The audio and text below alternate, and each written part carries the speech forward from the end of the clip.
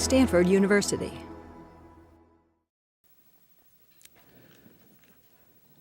Hello, my name is Lee Shulman, and I'm here to moderate a conversation on the topic of improving the quality of instruction in the United States. A small and limited topic that will be engaged in by our three panelists. On my immediate left, Dr.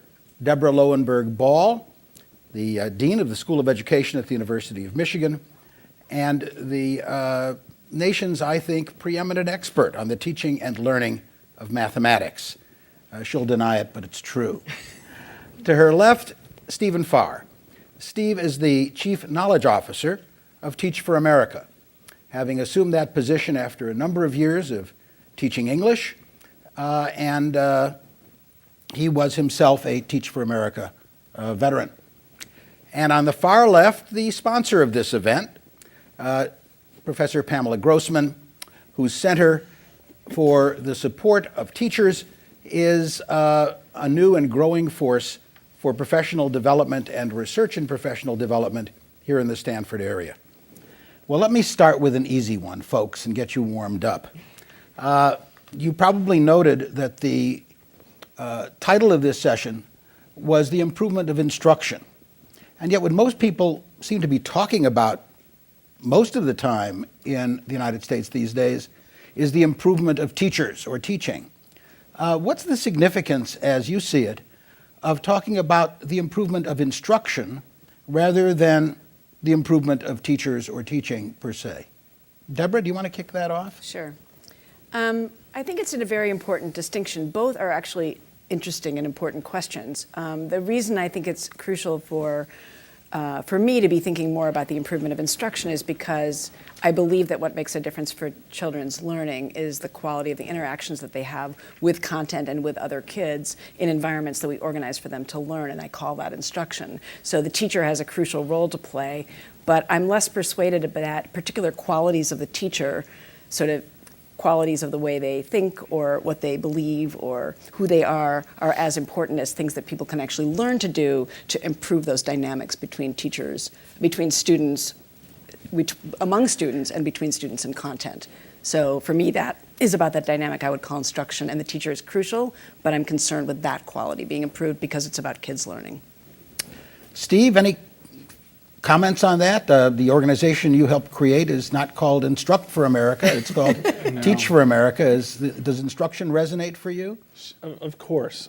I think about the current conversation we're having that I actually think in many ways is a pretty healthy conversation about what all of these various factors are and their relations to each other. I think about this in terms of we know that we need children to have a certain learning experience, that they need to, and creating that learning experience is a combination of a lot of different complex factors, obviously one of which is sort of instruction in the broad way that you define that. I don't think that I'm disagreeing with Deborah, but I do think a lot about the dispositions those teachers bring, because I think if I have a certain model of instruction, the question of how do I get an adult's behavior to change to embody that model of instruction depends on who that adult is. We have this sort of audience question in our teacher core nationally. I'm not talking necessarily about Teach for America. And I think of it as this sort of, there's this bizarre many-layered seesaw in my head. If we are selecting certain candidates, then certain interventions to change their behaviors to embody that instruction are called for. But if we select different candidates as teachers, how we present what we know about instruction has to be different. And to me, that's that question of how we change people's behavior, how we train and support them, imagining, I know hypothetically for a moment, that we knew what great instruction looked like. It's how we practice it that I feel like I'm most worried about us. Mm-hmm. Sort of what processes we put people through, how we support them, so that they are doing what our hypothesis is right. Well, Pam, I'm going to ask you a variant of the same question. The center, the relatively new center that you direct, is the Center for the Support of Excellence in Teaching. Mm-hmm. And although perhaps having instruction there wouldn't have made quite as nifty an acronym, CC, I don't know, but do you wish you'd put instruction in there, or are you perfectly happy with thinking about teaching as the target? I think, well, the earlier title of the center actually did have instruction in it, but having I's and E's in an acronym didn't work very well, so we went back to teaching. To me, I think our focus is very much on working with teachers to improve the quality of instruction. So our focus is very much on what can we do with teachers to enable them to engage both with students and content differently, to increase the quality of those interactions, but our focus really is on the work with teachers as opposed to these other elements. This is our focus. And so we're trying to create programs that support teachers in developing that set of skills, and also thinking of how do we begin to think of working with teachers who don't live in this area to, again, give them those opportunities to improve the quality of their instructional skill. So I think we think very much about, there are different ways of, the whole focus on teacher quality has been a focus on teacher characteristics. Can we identify characteristics of teachers that will make a difference for student achievement? And, it's an argument that makes a lot of sense. It seems like the quality of the candidate would have a lot of impact. It's actually been surprisingly hard. And I'd be really curious to hear Stephen talk about this, because I think Teach for America has invested in searching for characteristics of individuals. To find qualifications, at least, a lot of this work has been looking at qualifications that really are related to student achievement. My sense is that the other way to kind of leverage this work is to focus rather on instruction itself, mm-hmm. and on the quality of that interaction, and invest on that. But Stephen, what would you say about sort of the whole characteristics of teachers? One thing, I do think it's important to know the context from my vantage point on this, which is working in largely low-income communities, sadly largely dysfunctional settings. It's a unique situation where we're asking people to achieve ambitious goals with a unique set of training and support. When we study who is successful in that system and who is not, we do see very clear indicators on the front end that are predictive of children's learning a year later that tend to be around teacher dispositions. Again, in our context, our most predictive factors are evidence of ambitious achievement before, which is not so much a disposition, but then it's critical thinking, perseverance, influencing and motivating skills, organizational skills. Those pop out as more predictive, again, in our system than specific previous experiences, specific knowledge, all of which may be important, but these are the loudest things that we can see in our context. And I wonder whether the degree to which our perspectives on this are different given the schools and context in which we work. Where if I'm in a school where there has been some sort of rigorous selection process of teachers on the front end that is culling for high expectations of kids, for a strong internal locus of control, for these things that I just think are non-negotiable, we have to have.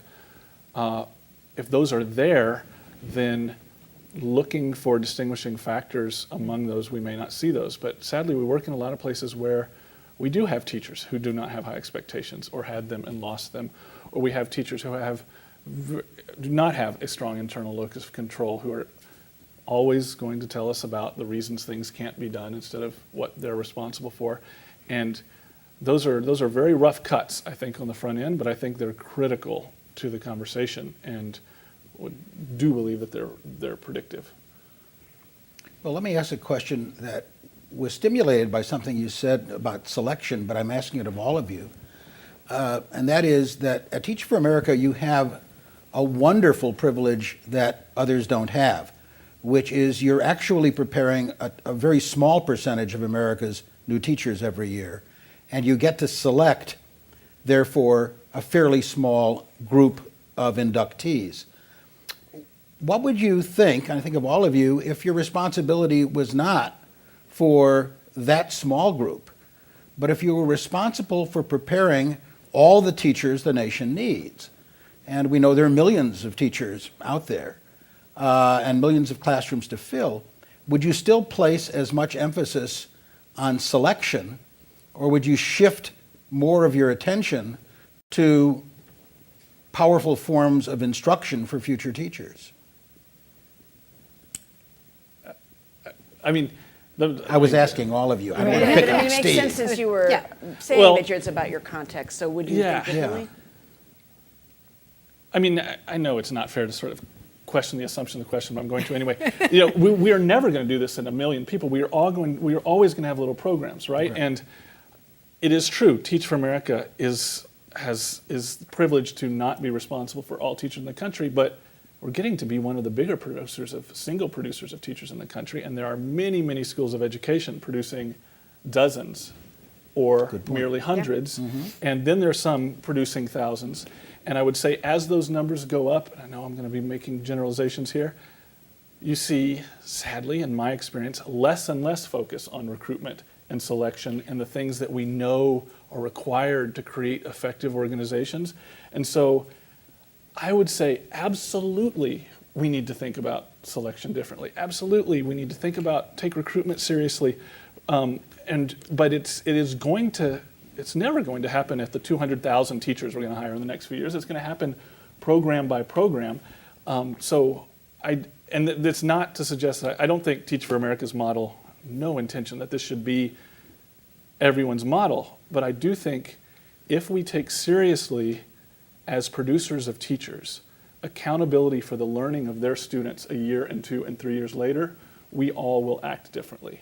We will definitely start to think, who am I selecting and how much energy do I want to put in selection? And if I'm not, I'm going to need to make up that energy with more training. And I think that's great. In an ideal world, we would have all of these different programs that were placing their bets in different moments of intervention with their candidates. But they would follow their teachers, and they would know a year later which of their teachers were less successful and what interventions they had with those teachers so they could get more of them. And I think we do see that kind of trend, and I'm optimistic about that. Great, that's very helpful. Thank you, Steve.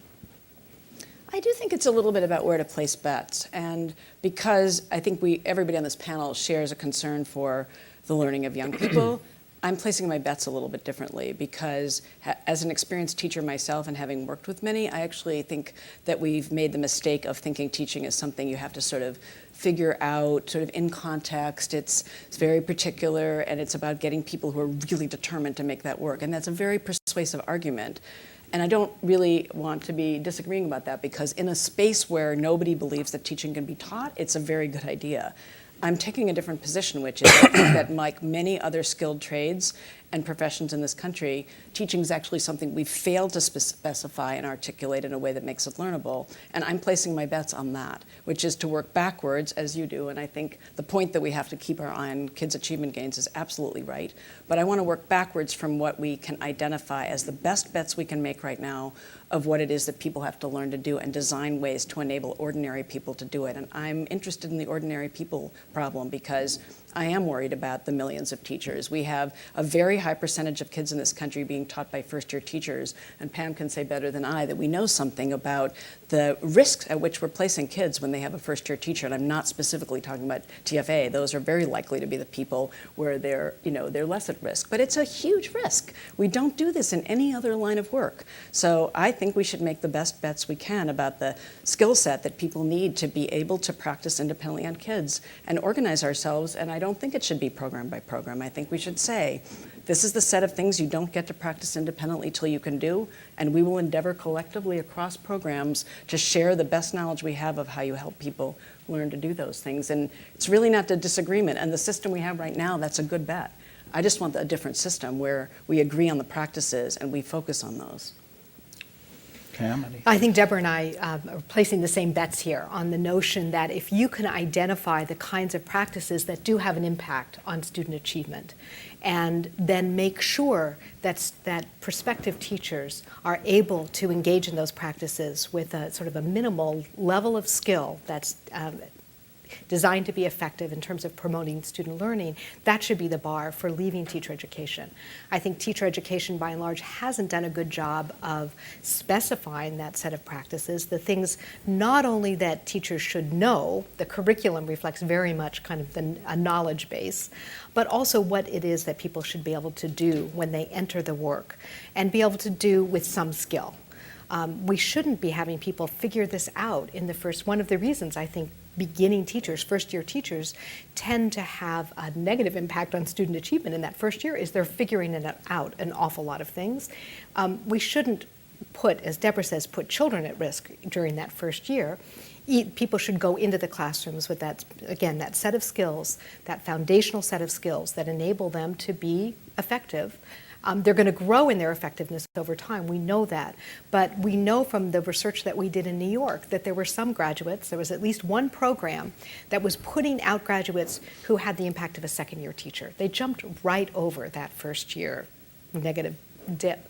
If one program can do that, other programs can do that. And I think the challenge for us in improving instructional quality is how do we, across programs, learn how to do that better, do a better job of specifying the kinds of things people should leave teacher education able to do, assessing their ability to engage in those things, doing a better job of not allowing people who haven't met that bar not to enter the profession, right? We should have a gateway there, and then supporting them in those first years as well. It doesn't mean that they're going to enter the classroom knowing how to do all of the things we would expect of teachers. Teacher education is very short, but at least they go in with a better foundational set. Okay, well, by the way, even though I'm called moderator, I'd love it if you fought a little bit. Moderation is not going to be interesting for a full hour. But Steve made a very good point. He made the point that as a program, Teach for America, although perhaps small on a galactic scale, probably, in fact, definitely prepares more teachers in any given year than either the University of Michigan or Stanford University. So in one sense, we could say that these are both boutique programs, and you're the folks who are closer to going to scale, which raises the question, the dirty little question of scale. All of your programs, each of your programs does a good bit of research trying to improve the quality of teacher education by regularly mapping back from changes in student performance, by looking carefully at how your graduates do after they leave and begin to teach kids. How does each of your organizations think, however, about what you have to contribute from the relatively small scale at which you operate, even at big state universities and at pretty big research private universities? What do you have to contribute to what we understand about going to scale in this stuff? Because we need so many more teachers than any of you are preparing right now. Who's going? Who's going first? Well, I would just say my argument isn't growing out of the 300 or so teachers that we prepare at the University of Michigan. That, for me, is a test bed for the ideas on which we're working. And our organization that we're launching this fall is intent on working across organizations, across sectors, including, we hope, working with Teach for America, working with other so-called alternative organizations, as well as some particular higher ed partners, to agree on the equivalent to the Common Core for ELA and math, to say, let's agree on a common core of those teaching practices that are essential for kids' livelihood. And then Stephen's, I think, quite right, that depending on the candidates that different programs attempt to prepare to meet that bar, they will have different work to do, and that will be very interesting to learn. What does it take to get the sorts of people that Stephen's working with to be able to do that work before they start practicing on children? What does it take for Cal State Northridge to prepare its candidates? What does it take the University of Michigan? That's a very good question. I wouldn't attempt to specify that, but I think we should leverage an agreement about what the entry-level set of practices and skills, and we should endeavor over the next decade together to build the evidence base that we've made the right bets, which we won't at first have made the right bets. So I'm both agreeing and disagreeing because I think it will depend hugely on whom we recruit. I'm just not in a position to think that at scale we're going to get the quality of teaching that you asked us about by working through selection at scale. So what we are hoping to contribute is the national conversation about what is it that we're going to be willing to be responsible for before we let people work with children in classrooms. I think I want to broaden this conversation to also think about professional development, because if we're going to improve the quality of instruction in the United States, we have to think beyond beginning teachers to the teachers who are actually in these schools and how to improve the quality of their teaching as well. One of the things I was talking to Stephen about ahead of time was the Measures for Effective Teaching project that right now is looking at new measures for teacher evaluation. And part of that project includes classroom observations as a piece of teacher evaluation. Part of the work our center is working on the MET using a protocol for language arts teaching observation, the Plato tool. And the Plato tool in essence identifies practices that are related to student achievement in English language arts. So part of what we're interested in is then building professional development around those practices. So we've been watching lots of video as part of this project, and one of the practices that's associated with student achievement, modeling, for example. So modeling is an example of something that's important in literacy education. It's important whether or not you're teaching through open court or you're teaching writer's workshop. Right? So it's important across a variety of different curricula and in different contexts. So it seems to me to be one of these, to use Deborah's term, high leverage practices that we would want to help teachers improve in.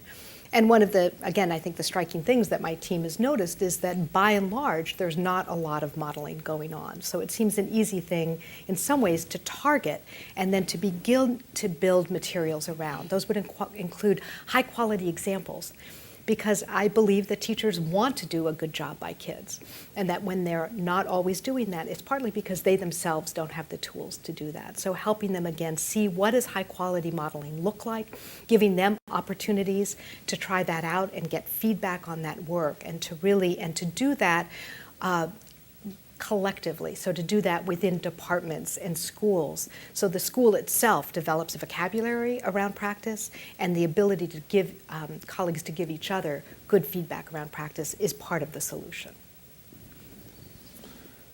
When I think about scale, I can't help but think, I guess as Pam was suggesting, that we broaden this and talk about the context in which teachers are working. Yeah. And I think that my, I guess, personal and professional bet with Teach for America for scale is actually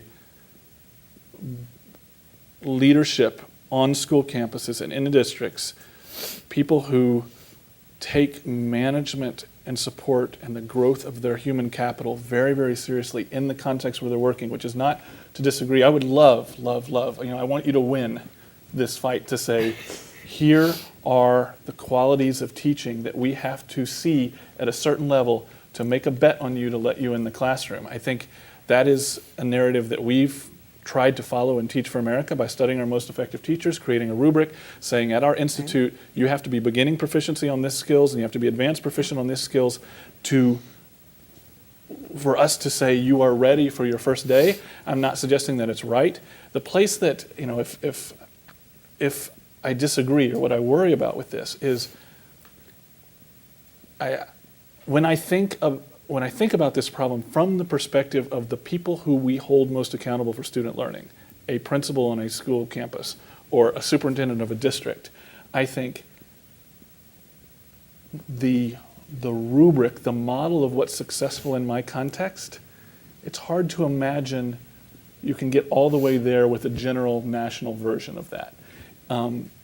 That is, in my fantasy world, every district would be saying, okay, fine, let's start with your rubric.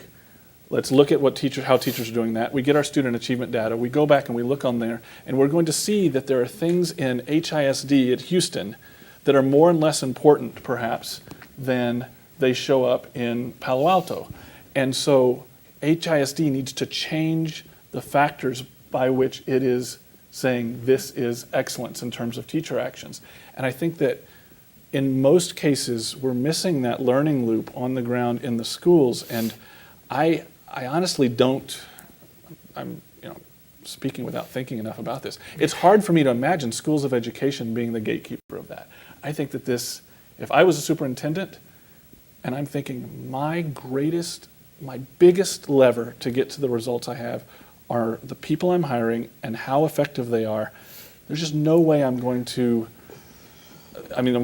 farm that out to an extent. I am going to say, I've got to get the best people in the door, but then I'm going to have my own opinions and my own learning in my district about what is working and what's not, and move more people in that direction. Well, if I'm a superintendent, I'm going to want to place bets as I hire people, and people I think I'm going to be able to assign a group of first graders to, and I know those first graders are very likely going to make progress in reading this year. So by shifting and broadening, we're kind of moving into places. I completely agree that school districts will have to work that way. I'm talking about the 1.7 million new teachers that are going to get hired in the next few years here. If I'm a school leader, I don't want to be too random about who I'm putting in classrooms. So I want that entry-level core I'm bringing in, not to borrow your term, group of people I'm bringing in to be able to feel reasonably confident that they're not going to put my kids at further risk, especially when I'm in a district where kids have been failing. I mean, I work in Detroit every day, and if I'm the new superintendent in Detroit, I want to be able to make good bets about who I'm putting in those classrooms. The development that would happen afterwards and the way I might run my district to continue to improve, the continuous improvement, I couldn't agree with more. I really am putting a stake in the ground on the problem of the kids who have first-year teachers, which is a very large population of kids whom you work with too. And let's just say there's more that we know, even if we're not completely right yet, about what people should be equipped to do. They should be able to call up a parent and have a conversation about a kid's difficulty, and we can help people do that better and not guess at it. They should know how to diagnose common patterns of kids' thinking in elementary math and not be mystified when very predictable stuff comes up. And you know what? That stuff comes up in Idaho and in Houston. Right. So I just think we can give people things to get started. I'm not saying this solves the whole problem, but we haven't ever done that. That's all. And I honestly totally agree. I think if I'm a superintendent today, what I want to know is show me the student achievement results of graduates from teacher production channel A, B, C, D, and E that came into the system in their first and second years, and then I want to go hire more people from places that are producing more effective people. I disagree with you. I'd rather have an assessment independent of program. I don't really care where they came from, because as you say, some of it's going to be about individual differences anyway. So I'm not the saying I people would who want apply, that also, but well, I'm I don't saying really, right now, my argument has nothing to do with the producers. I'm going to let people try to work hard to get people to be able to meet that bar. If I'm the superintendent, I want people who have passed that bar. Let's say we give it a name. There's a beginning teacher assessment that's performance related and connected to student achievement. I want to hire those people. Some of them might come from TFA, be alums. Some of them might come from, any number of higher ed. This is not an argument about ed schools. It's an argument about the quality of skill that I'm going to hire from. And I don't have a bet right now about exactly where those people will come from, because we haven't tried to do this before. But I do think that successful schools and districts, and particularly I'm thinking now of charter management organizations, have been very deliberate about, at least right now, where they're hiring their teachers from. And they're beginning to identify the places that are producing teachers that are successful in their particular context. I don't think this is an either or. I think actually superintendents are going to be looking. One of the interesting things about looking at a district as a labor market is that you've got multiple producers of teachers coming into the same district. And one of the questions might be, who is producing people who are effective? We might want to decrease the variability that exists now. When people leave teacher ed, even from the same program, Right, they're at enormously different. So I'm wondering if you think that is a good bet then. I mean, from what you saw, would you say that it's likely that we could make good bets on pathways? I know some superintendents do that, but from what you saw, is that what you... I think you've got to work both at this level of program, because again, part of it is the program working together on these set of practices, and that programs might be differentially good at being able to do this kind of work. So the provider probably does matter. I think right now there's so much variability within pathway and even within program, that it means that it's very difficult to make bets. And I think it's one of the reasons that some charter management organizations have started their own standalone teacher ed organizations, because they want less variability. They really want to know that people are being prepared to work in these kinds of conditions. Let me just say I'm convinced. I think... You're what? Convinced. Okay. Well, we've got another 25 minutes, Steve. Wait, what are you saying? If if we had a system by which we could look at a teacher's actions before they're in the classroom with confidence that those are a meaningful proxy for student learning a year later, absolutely we need that and we should use that.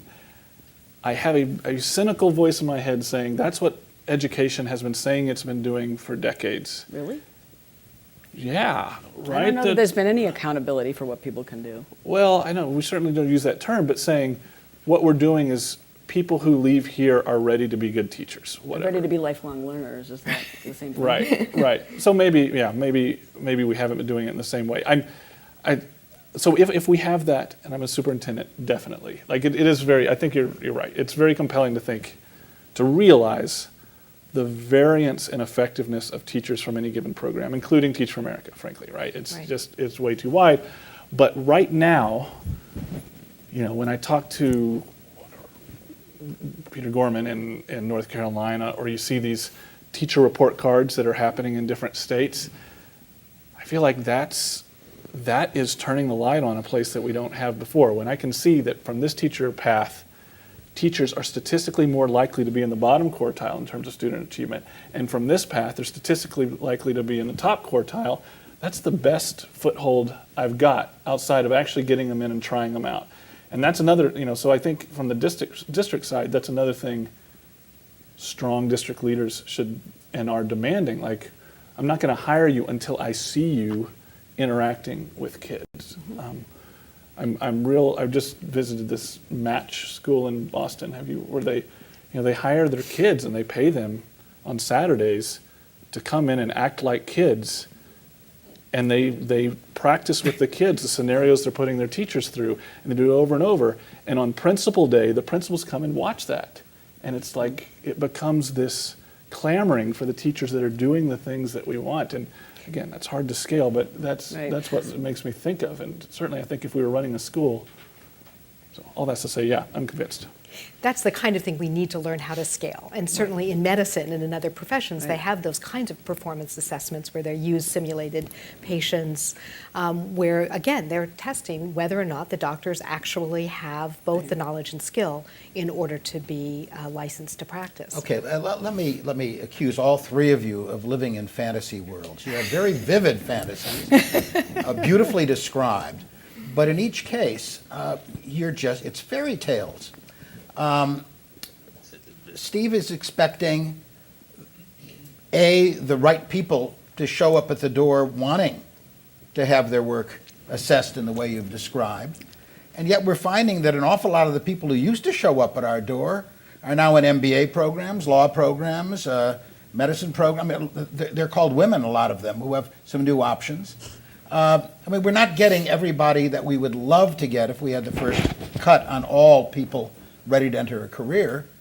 But the other is the kind of work that you're talking about in professional development and Pam and Deborah are describing as going on both before and after they get a license to teach. Folks, you used medicine as an example. If you call everything that happens after the MD professional development, because it's after initial licensure, not only do they get lots more time to prepare practitioners before they get the license, they've got more time after the license than I have before the license in structured, monitored work. That isn't the world we've got. So I guess my question to you is, if you could change anything in this world of education that you wanted to, that More would fantasy. make your Now it's fantasy a real fairy, right? a little bit less a fairy tale and a little more like reality television, what would it be? What would you try to change to get the kind of context or setting that, frankly, you really need in order for your make-believe to happen? Well, okay, I'll take a stab at it. I would say I would move teaching to be in the company of most other skilled trades and professions in this country. So maybe medicine isn't always the best one to be using, but even plumbers are more specified in what they do and what we expect them to know, and we expect more of master plumbers before they're allowed to be the person helping an apprentice than we do of so-called mentor teachers. So I would wave some kind of wand that would get people to understand that teaching is one of the more skilled trades, professions, or occupations in this country, not the least, and it's on our most valuable resource, kids. And having done that, I would redouble efforts that get us away from fighting about all kinds of things that take us off the agenda we need to be pursuing, so that there could be more collective work on doing the things we've been describing today. That having competitions and wars about, is it schools of ed, is it charter schools, is it this provider or that, has taken our attention away from the kind of collective work that we are at a moment when we could do. The advent of the Common Core and the kind of faith there is, in fact, in high quality instruction puts us at a moment where, in fact, I think we could do things that we haven't done before. And I'm looking for a way to stop having the usual education wars. This time it's about teaching quality, but it's been about, reading and writing, it's been about math. We're great at running these wars. But I think there are colleagues across unlikely pathways or programs right now that could find some percentage of agreement that we could advance an agenda that we haven't worked on before. To do that, the single most important change would be one, not in the value we place on teachers, but in the belief we have that teaching matters a lot, particularly for kids living in poor environments, and that it can actually be specified and taught. And that we would endeavor to do that through a cycle of continuous improvement on that agenda. That's what I would like to see, and that would make my story less of a fairy tale. I think building on that, I actually think, when I think about Teach for America, one of the advantages you have is an enormous pool. You can be as selective as you are because you have a lot of people applying to come into that. It's a much bigger pool than most teacher ed programs have. And I guess I would like to see, if I could wave a magic wand, it's related to what Deborah has said, I would like to see teaching itself as a valued occupation, profession, that has better working conditions and is more highly paid as well, so that people actually can enter it the way they enter even plumbing probably pays more than teaching. And I think we need to make teaching the kind of career to which people feel good about encouraging their kids to go into, to stay in it long enough to get better and to contribute to that kind of leadership and collective work that needs to happen in those schools.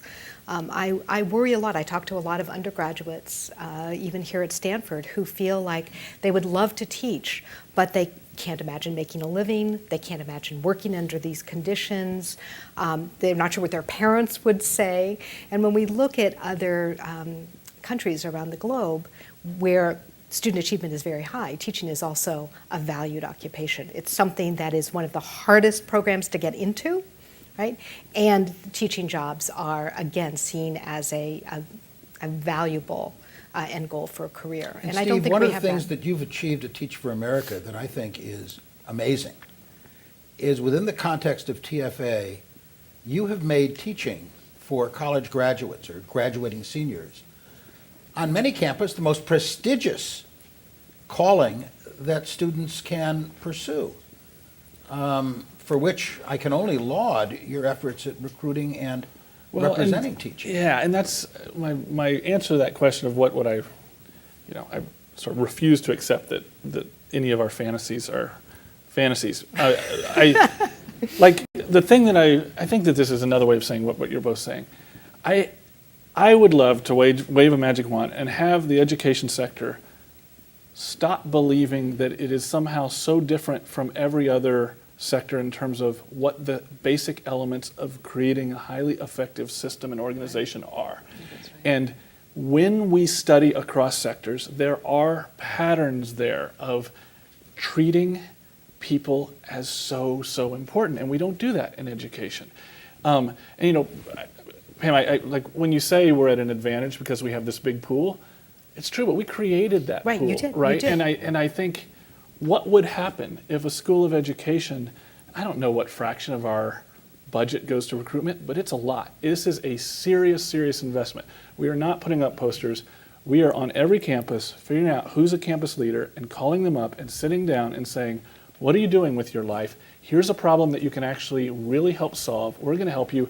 And I don't, in the sector, and I'm not speaking specifically, I don't know what different programs are, that is virtually non-existent. So I think that the upside to say we are actually going to recruit, like what if the School of Education, whatever, was on high schools saying there's scholarships, who are the valedictorians, big scholarships for people to come into the School of Education. What if we're actually going after these people? How would it be different? What if we actually selected, and I was at ASU recently where they're doing some of this, and it's a real challenge because in the short term, they've got fewer bodies coming in the door because they're being more selective. And all of the measures of success for the School of Education is how many students there are and whether they're retained.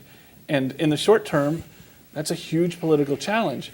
I will bet that in the long term, if they're selected, they will get different people wanting to come in, and in the long term, those numbers will go up. That's what, I think that part of the reason we're so popular is it is selective. And I don't know why that can't be done more than it is, and I see this just as, to a Stanford guy, right? Jim Collinsy sort of stuff. If we want to have this effect, we need great recruitment, great selection, real management along the way. These highly effective schools out there, you talk to the teachers, every week they're being observed and they're talking to someone and there's mentor teachers all around them. That's what we see in effective organizations anywhere. And somehow we keep running into this idea that education's somehow different. It doesn't, those things, we don't have to think about those things. That's what I would change. Should we open it? I think we can. We have a vast group of people here in the audience. Carefully selected, though, Steve, for the capacity and disposition to ask intelligent questions. So if there are questions, please identify yourself and then ask a question. And if you want to direct it, at least initially, at one of the panelists, please do so, as long as you understand the moderator answers no questions. And just so you know, we're going to pass the mic, so if you can just raise your hand, we'll pass you the mic. Thank you. Hi, I'm Maria Perez. I'm a student at Stanford in the School of Education. And I have a question about the recruiting. I think we have been talking a lot about the effort of recruiting, and like as Stephen said, that if we want to be selective, we can be selective. But that forgets how you're going to attract those people. So I feel like, it's not just a matter of saying, I want to be very selective, and I'm going to get very selective people. And I've been wondering all the time, what's the role of kind of like this temporal commitment that I see the students make if they go to TFA, compared to like a high school graduate deciding to go to an ed school and probably like committing their whole life to teaching. So how can you be selective when students are committing for a couple of years and if they're going to commit for the whole life? So I'm trying to put those two things together. Yeah. I want to hear what you all say. Quick thoughts I want to be clear on. This sounds sort of overly stark in this room, but I do think I have to say, Teach for America, we are not in the teacher production business, right? We think of ourselves as in the leader production business, many of whom will be in classrooms, but we celebrate, I know people chafe about this, we celebrate our teachers that are great and leave to become school leaders or superintendents or journalists or lawyers or doctors, because our theory of change is we will not solve this problem. If I could clone Jason Camrus, our National Teacher of the Year, and put him in every classroom in the country, we are still in serious trouble because we have no management systems, we have none of those other structures. So it is different. I would never say if you're looking to recruit someone to teach for 10 years, that you would recruit the same way we do. I would say we're not asking that question generally. Mm-hmm. I won't name names. I was at a School of Education not too long ago talking about whether they recruit. Yes, they recruit. What do you do? They had T-shirts that said, "Teaching is hot," right? And they give away these T-shirts out on the mall at this organization, and that was the recruiting budget right there. That was it. And I just think, I don't know the answer, but I am positive that we could study the 18-year-olds coming into colleges thinking about what their interests are and make a strong case that teaching is important and that they should consider this as a major. I also think it puts pressure on us as schools of education not to force people to choose in day one, but to go after our sophomores and our juniors to say, yeah, this is great, you're an engineering model, we have an engineering major, we have got a great job for you. And I think that there's a bunch of ways we can get to those folks. Thank you. Any brief comments, or else we'll go to another question from the... Go ahead. Okay, another question? Don't all jump at once. There you go. My name is Ashley, and I'll be attending HGSE next year. We don't know what that stands for. Harvard Graduate School of Education. Thank you. For a master's in human development and psych. And I'm kind of an example of what, Pam, you were talking about with teachers that would like to be teachers, but maybe their family wouldn't approve, or they don't think they're fearful they won't be able to make a career of it. And so I ask you, what are some solutions that you might have of changing the idea of teaching as a valuable occupation? What are some concrete solutions that you would offer to do just that? Well, I think there are a variety of things we have to do, and this is really a social issue that we would have to engage really as a country, I think, to begin to change how we see teachers. Deborah and I were talking a little bit about kind of how teaching historically in this country took place, and teaching was, from the very beginning in America, was structured as a temporary occupation. So it was for women who would come in and teach for a few years and then go off and get married, and in fact many schools would not allow married women to teach in them, or for men who would teach a few years and then go into administration. So the way teaching as an occupation in this country has been structured has often been as a short term. As a result, as an occupation, it didn't develop a sense that if you stay in, your job is going to be look different, that you're going to have different kinds of responsibilities and different kinds of pay over time that go along with those responsibilities. So part of it has to do with how do we think of teaching as a career that makes it, I mean, I'm somebody, I taught for 8 years. I love to teach, and I actually like teaching high school in some ways as much or more than I like teaching in higher ed. But after 8 years, I was sort of, okay, what else am I going to do? I want to do something different than I'm doing now. And at that point, it was either become an administrator, which I didn't want to do, or go to graduate school, which I did. So I think creating those kind of structures or career ladder where we might even say, let's let people come in for the first couple of years, but at the point of tenure, at that point, if you're going to stay in it, you might need to get another degree, you might need to invest in some further training, and then your job is going to look a little bit different. You're going to have more autonomy, you're going to be responsible for developing curriculum. And there have been efforts to create that kind of career ladder, but they've never really taken root. So I think some of it has to do with how we structure the career. Some of it clearly is how we pay teachers, right? So we need to really think, and that's always been a huge issue. Again, in our country, when we hit a teacher shortage, rather than, according to my understanding of economics, increasing the pay, we open the doors into teaching. So that has been the way that we've solved the problem of shortages. And again, maybe we need to think differently about that. If we need to pay more to get better people in, that investment may be worth it. So it's, I think, on a variety of those. And then going back to Steve's issue, beginning to create the funds for scholarships and beginning to tell people, if you go into teaching, we will pay part of your or all of your college education, is another way to create an incentive for people to be able to go into teaching. I also think we have the free sort of bully pulpit of the sector for our most effective teachers that it's so sad. I live in DC where, the newspaper is full of education issues, Michelle Rhee, all of that. In the middle of everything happening in DC, they have this impact thing. Every newspaper story on the front page is about what's happening with the bottom sixth of that and the arguments over that. Right. Meanwhile, everyone who is in the top quartile or whatever, there was this massive gala. They celebrated these teachers, not a dry eye in the room, the sense of pride just incredible, and it's not in the paper. And that's probably someone's fault in the district too, but how is it possible that we're having all these arguments about added value data about the low end of it, Right. and none of that conversation is about the high end, and it's all right there. And you think, even the LA stuff, right? I mean, gosh, it's such a mess, but there are people, you look at that, whose kids are growing 2, 3, 4 years of academic growth in a single year, year after year. How is it that this is not about those people whose parents would be so proud that they went into teaching? And I think that's just there for the taking. And I'm not sure how to get at it, but there's such opportunities to tell those stories.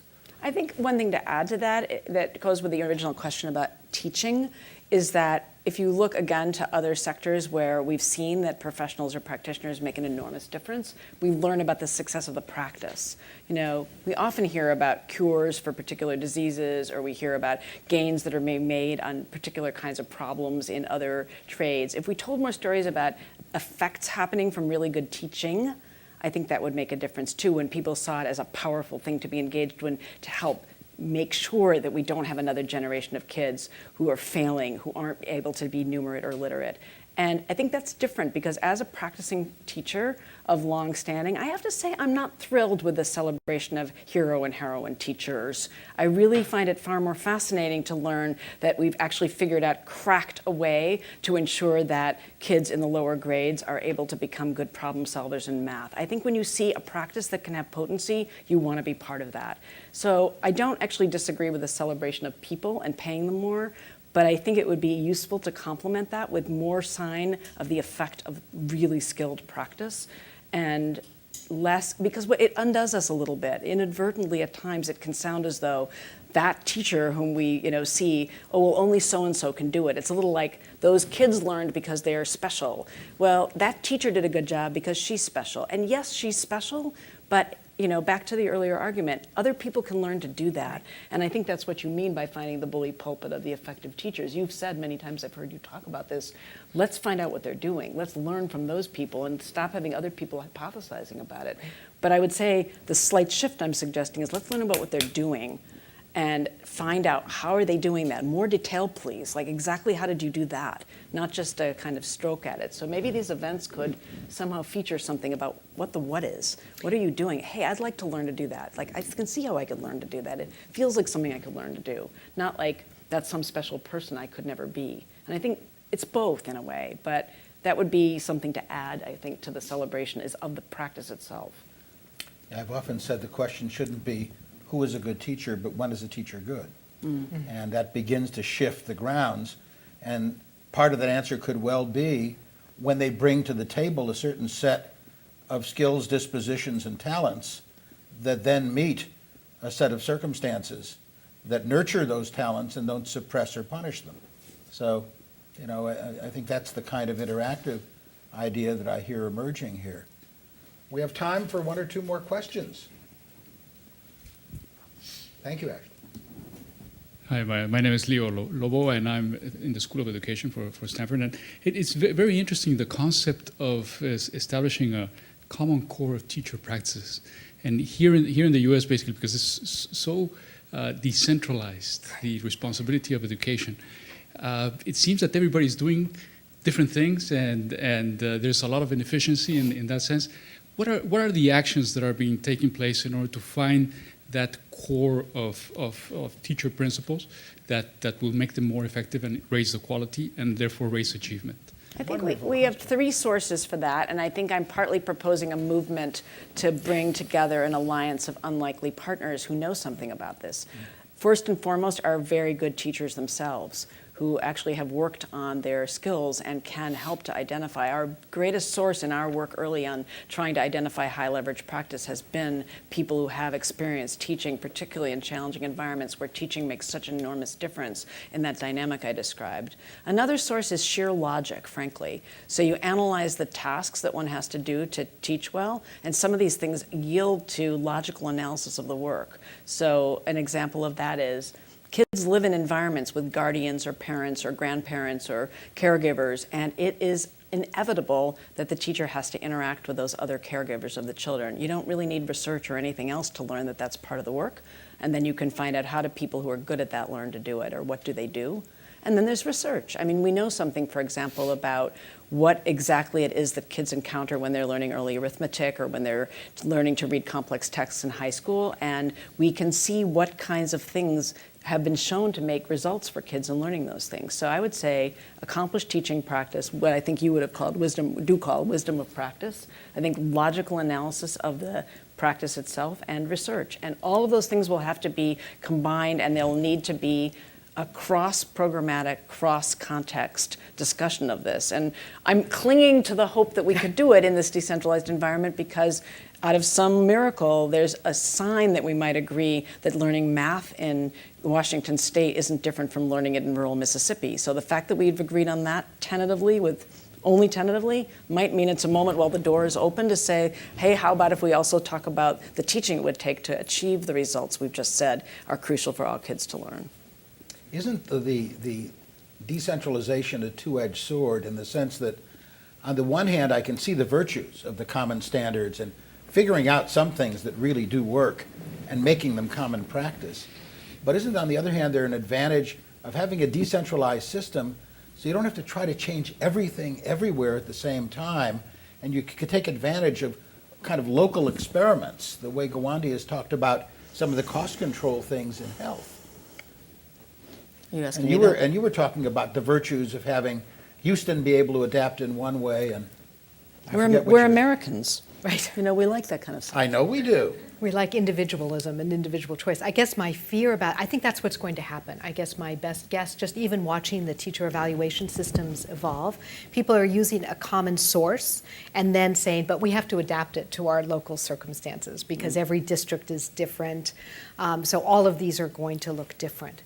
I guess the question is, to what extent, going back to Deborah's point about professional practice, aren't there some things about professional practice that should hold true across this kind of district variability? Not 100%. Not everything, not Right. everything. I Right, mean, again, of teaching in course. California is different, I would say, than probably teaching in Idaho for a variety of reasons. But the teaching of math, the teaching of writing, there are certain things about those practices that I agree with Deborah. I don't think they're that different. And I think we waste a lot of energy on this, relentlessly local effort to rewrite and to reinvent some of that work. You want those things, you want to have common role models for doing the things, you want them to be able to practice, rehearse, get better, get evaluated, and make it a national practice. Right. Okay. And I agree, there's a common core to these things. I do think it is the cycle of evolution of the edges of that invests a group of people in believing in it, in my experience. Mm-hmm. Like our rubric at Teach for America, which is an attempt to do exactly this. Let's look at our most effective teachers. What are they doing that distinguishes them from our moderately effective teachers? And next year it's going to keep changing. Right. The fact that we have everyone studying that and tweaking it gets them to believe in it. And I think, I want this to succeed. I feel like 10% of its success is figuring out the what. And then the rest is how we're going to ensure that this isn't another box checking exercise, that when how do we know someone is actually doing the what?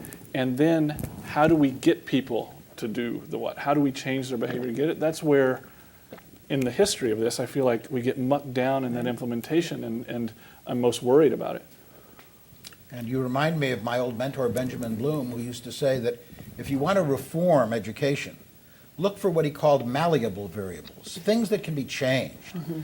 Don't do the research that shows that it's height and eye color and how many wisdom teeth you still have that are the important factors, because they're not. You can't really go very far from there. Can I just make one more point? Yeah. I mean, I think one thing to say about what we're sort of grappling with here is that you have set a very high bar that I think all different organizations should be aspiring to about being a learning organization. Yeah. I mean, I think there's a lot of, when I said earlier, there are a lot of wars. People make their claims and they say this or that. What you just said is very important. You make a set of bets, then you see what's real, what happens. You make adjustments, you change.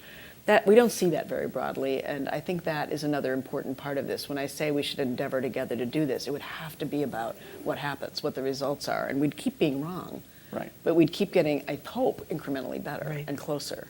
So I think that that standard that TFA sets as the way the organization sets out to learn and to be really, I've heard you be pretty honest about where you're disappointed in things. I mean, that changing the discourse so that we could agree this is a really complicated problem, and I'm proposing that let's work together more on it than we have because it is such a complicated problem, but it's got to be about the results for kids. And I think you have led that argument in a way that we should, that it needs to be a feature of this work. Well, that's a perfect tone for ending this Ending conversation. What a lovely blending of argument and civility the three of you have modeled. And I want to thank all of the panelists. For those of you who are locally here at Stanford, this same cast, but with a more adept moderator, will come together again at 5:30. And for those of you who come to both sessions, you'll be able to get firsthand empirical evidence of how well people learn from experience and rehearsal. So I want to thank you again, thank all of you who came to participate with us, and may teaching improve and instruction flourish. Thank you. For more, please visit us at stanford.edu.